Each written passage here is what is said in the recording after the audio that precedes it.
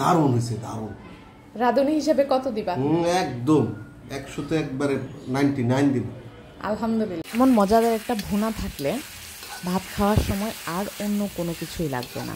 আজকে আমি কী রান্না করছি সেই রেসিপিটাই আপনাদের সাথে শেয়ার করব। এখানে আমি কড়াই বসিয়ে দিয়ে এতে পরিমাণ মতো তেল দিয়েছি, 1 কাপ পরিমাণ পেঁয়াজ দিয়েছি। পেঁয়াজটাকে ভালোভাবে নেড়েচেড়ে একটু কষিয়ে নিব। 1 কাপ পরিমাণ রসুন কুচি দিয়েছি।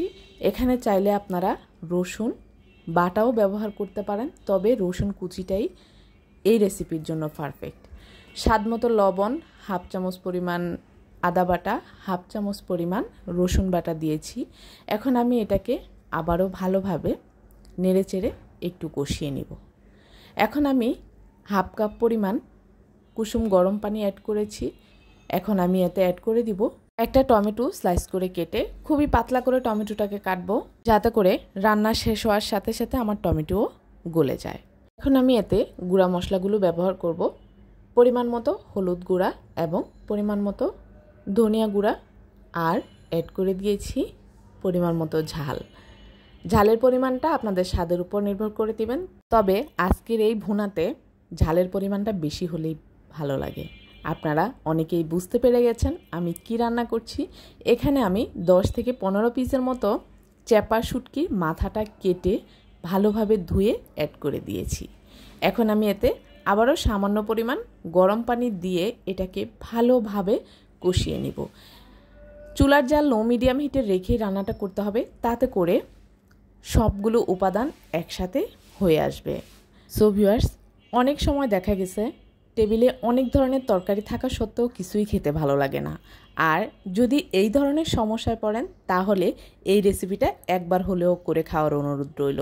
যারা আমার মতো শুটকি প্রেমিক আছেন, আপনাদের জন্য এই রেসিপিটা পারফেক্ট একটা রেসিপি।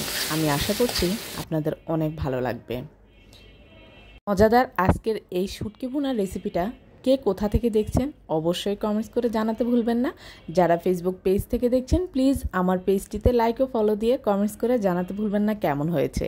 আর যারা ইউটিউব চ্যানেল থেকে দেখছেন প্লিজ আমার চ্যানেলটি সাবস্ক্রাইব করে পাশে থাকা বেল আইকনটি ক্লিক করে দিবেন এমন আরও মজাদার রেসিপি পাওয়ার জন্য। এখন আমি এতে অ্যাড করে দিয়েছি পরিমাণ মতো ধনিয়া পাতা। যাদের ধনিয়া পাতার স্মেলটা ভালো লাগে না আপনারা চাইলে এটাকে বাদ দিতে পারেন, তবে এই শুটকি ভুনায় ধনিয়া পাতার স্মেলটা কিন্তু অনেক বেশি ভালো লাগে। তার সাথে আমি অ্যাড করে দিয়েছি একটা বোম্বে মরিচের সামান্য কিছু অংশ। আর এই বোম্বে মরিচের ঝাল এই রেসিপিটাকে এতটাই দুর্দান্ত করে তুলবে যেটা আপনারা না খেলে বুঝতে পারবেন না। তাহলে চলুন এই রেসিপির রিভিউ শুনি। আমাদের শুটকি ভুনা খাওয়ার জন্য রেডি হয়ে গেছে, এখন আমরা একটু রিভিউ শুনবো। তুমি কি দিয়ে খাচ্ছ? চাপা শুটকি। চাপা শুটকির ভুনা। চাপা শুটকির ভুনা মারাত্মক, মানে অনেকদিন পরে মনে মজা করে ভাত খেতেছি।